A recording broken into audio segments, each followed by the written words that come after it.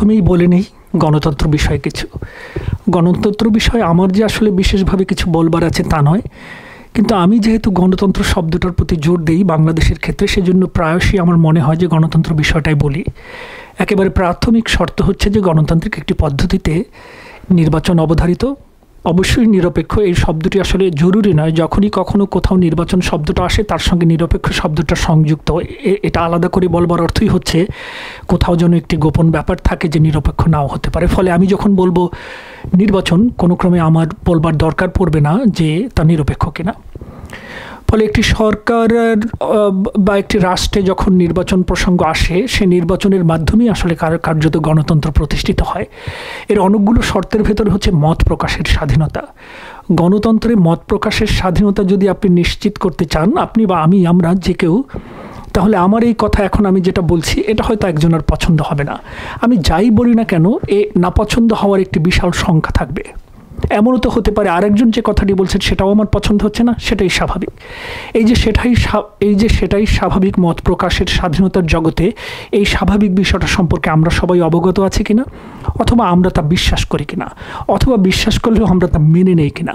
আমাদের সংস্কৃতিতে আসলে আমরা মেনে নিতে পারি না। ধরা যাক কিছুদিন আগে একটি বিতর্ক বা আলোচনা এসেছিল যে একজন একটি স্টেটমেন্ট দিয়েছিলেন, সেটা স্টেটমেন্ট নয়, তিনি বলেছেন, আমার ধারণা এটি তার ব্যক্তিগত মনের গোপন ইচ্ছা, বলেছেন বলে আমরা যে প্রতিক্রিয়া করেছি এটি আমার স্বাধীনতা প্রতিক্রিয়া করবার, কিন্তু প্রতিক্রিয়াটা করেছি এ কারণে যে আমরা আসলে মত প্রকাশের স্বাধীনতার ভেতরে যে কোনো অভিমতকে গ্রহণ করবার জন্য আবার প্রস্তুত কিনা সেটি আমাদের কম আছে বলে আমি এই কথাটা দিয়ে শুরু করলাম যে গণতন্ত্র এবং মত প্রকাশের স্বাধীনতা। আবারও যখনই গণতন্ত্র তার পেছনে নির্বাচন, এবং যখনই নির্বাচনের পদ্ধতিতে গণতন্ত্র তখন মত প্রকাশের স্বাধীনতা। আবার যখনই মত প্রকাশের স্বাধীনতা, সে স্বাধীনতার অর্থ হচ্ছে যে একজনের মত একজনের পছন্দ হবে আর একজনের নাও হতে পারে। আমরা আসছি বাংলাদেশের রাজনৈতিক পরিস্থিতি সম্পর্কে কি বলা যায় এখন। বাংলাদেশের রাজনৈতিক পরিস্থিতি সাম্প্রতিককালে আমার মনে হয় না বলা যাবে ঘোলাটে, কিন্তু একথা সত্য, পরিস্থিতি যে স্বচ্ছ নয় তাও বলা যায়। পরিস্থিতি যে স্বচ্ছ নয় তা কিসের ভিত্তিতে আমরা বলছি? গত 1-2 সপ্তাহে ঘটে যাওয়া যে ঘটনা, তাতে আসলে অস্পষ্ট হয়ে পড়ে রাষ্ট্রটি কিভাবে কে চালাচ্ছে। হ্যাঁ, ডক্টর ইউনূস প্রধান উপদেষ্টা, কিন্তু কোথায় যেন মনে হয় যে এর বাইরেও কিছু একটা আছে। বাইরেও যে কিছু একটা আছে সে প্রসঙ্গে আমি পরে আসছি। যেহেতু বিএনপির আচরণে মনে হচ্ছে বাইরে যে কিছু একটা আছে, যাতে বিএনপি কিছুটা থ্রেটেন মনে হচ্ছে।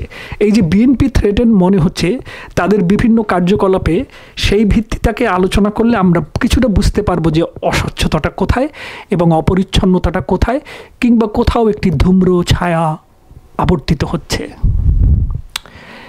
সাম্প্রতিক অ্যারেস্টগুলো মনে হচ্ছে যে কোথায় যেন এর সঙ্গে ঠিক যত না সরকার, এখনকার যে সরকার, তার চেয়ে অন্য কিছু জড়িত। এই অন্য কিছুটাই হচ্ছে আমাদের আগ্রহের জায়গা, যে জায়গাটাকে আমি অস্বচ্ছ বলতে চাই। খুব খোলাসা করে কিছু বলবার দরকার নেই, আমার ধারণা আমি উল্লেখ করেছি। অ্যারেস্টগুলো দেখে মনে হচ্ছে রাজনৈতিক কোথায় যে এর ভিত্তি তা আমরা বোধহয় অতটা নিশ্চিত না। এরপরে আসে বিএনপির অবস্থান। বিএনপি থেকে গত সপ্তাহে তাদের একজন প্রধান নেতা মঈন খান বলেছেন আওয়ামী লীগকে উদ্দেশ্য করে, আপনারা শুদ্ধ হয়ে আসুন। বিএনপি যখন উচ্চ পর্যায়ের একজন নেতা এই কথাটা বলে, তখন বুঝতে হবে যে বিএনপি কেন আওয়ামী লীগকে শুদ্ধ হয়ে ফিরে আসতে বলছে। যেখানে সরকারের সঙ্গে সম্পৃক্ত সবচেয়ে শক্তিশালী একটি সংগঠন প্রধান জনাব মজুমদার, যিনি বলেছেন খুব ক্যাজুয়ালি যে আগামী নির্বাচনে আওয়ামী লীগের দরকার নেই। আমার মনে হচ্ছে যে তিনি যা বলেছেন তা হয়তো সকলের অভিমত নয়। এমনকি আমরা যদি মনে করি প্রথম সপ্তাহেই সরকারের একজন উপদেষ্টা, সম্ভবত জনাব শাখাওয়াত, বলেছিলেন যে আওয়ামী লীগকে একই রকম মঈন খান যেভাবে বলেছেন গুছিয়ে আসতে হবে, এবং সেজন্য আমরা মনে করি যে তাকে ডিমোশন করা হয়েছে, তার মন্ত্রিত্ব বা তার মন্ত্রণালয় পরিবর্তন করা হয়েছে স্বরাষ্ট্র মন্ত্রণালয় থেকে। ফলে একই কথা যখন মঈন খান বলেন, তখন আমরা বুঝতে পারি কোথাও একটা যোগসাজশ আছে।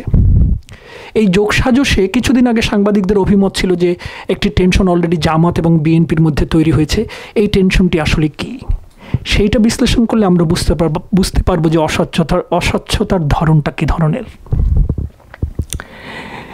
বিএনপি প্রথম দিকে মনে করেছিল, বা যেভাবে তারা অ্যাক্ট করেছিল, যে তারা প্রায় ক্ষমতায় এসে গেছে এবং তারা যা যা পরামর্শ দেবে সেই পরামর্শ অনুযায়ী সরকার গ্রহণ করবে এবং সরকার চলবে। কিন্তু বাস্তবে দেখা গেল যে সেটি সেরকম হচ্ছে না। তারা মনে করছে, বা তারা হয়তো দেখছে, কিন্তু আমি বলছি তারা মনে করছে বরং অন্য কেউ সরকারকে পরামর্শ দিচ্ছে সেটি মোর কার্যকরী তাদের চাইতে। এইখানে তাদের একটি অনিশ্চয়তা তৈরি হয়েছে। এই অনিশ্চয়তা থেকেই মির্জা ফখরুল ক্রমাগত আউটলাইন চাচ্ছেন পরবর্তী নির্বাচনের জন্য, এবং তার পক্ষ থেকে যখন আওয়ামী লীগকে স্বাগত জানানো হয় যেন তারা ফিরে আসে, তখন বুঝতে হবে কোনো না কোনোভাবে তারা আওয়ামী লীগকে প্রত্যাশা করে। জামাতের অবস্থান আওয়ামী লীগের ব্যাপারে দুটো। এক, ধারণা করা হচ্ছে তারা ভারতকে সন্তুষ্ট করবার জন্য ভারতের বিশেষ কনসার্ন বাংলাদেশের হিন্দু সম্প্রদায়ের নিরাপত্তা এবং নিশ্চয়তা, সে ব্যাপারে তারা বারবার নিশ্চিত করে যাচ্ছে। আরেকটি হচ্ছে তারা বলছে যে আওয়ামী লীগকে তারা ক্ষমা করে দিচ্ছে। এর উদ্দেশ্য হতে পারে যে তারা মনে করে আওয়ামী লীগের সমর্থকরা তাদেরকে সমর্থন দেবে, এবং বিদেশি যে সমর্থন দরকার, যে বিদেশি সমর্থন বাংলাদেশে জরুরি অলওয়েজ, আমার ধারণা সেটা সবাই মেনে নেবেন, এমনকি বর্তমান সরকারও ভারত, তাদেরও সমর্থন আদায়ের জন্য তারা ওই পদ্ধতির কথা বলেন যে তারা নিশ্চিত করবে বাংলাদেশের সংখ্যালঘু সম্প্রদায়ের নিরাপত্তা। এই দুটো বিষয় দেখলে বিএনপি মনে করছে অলরেডি বর্তমান সরকারের উপরে তাদের যত না চাপ, তার চেয়ে বেশি চাপ প্রয়োগ করবার ক্ষমতা জামাতের।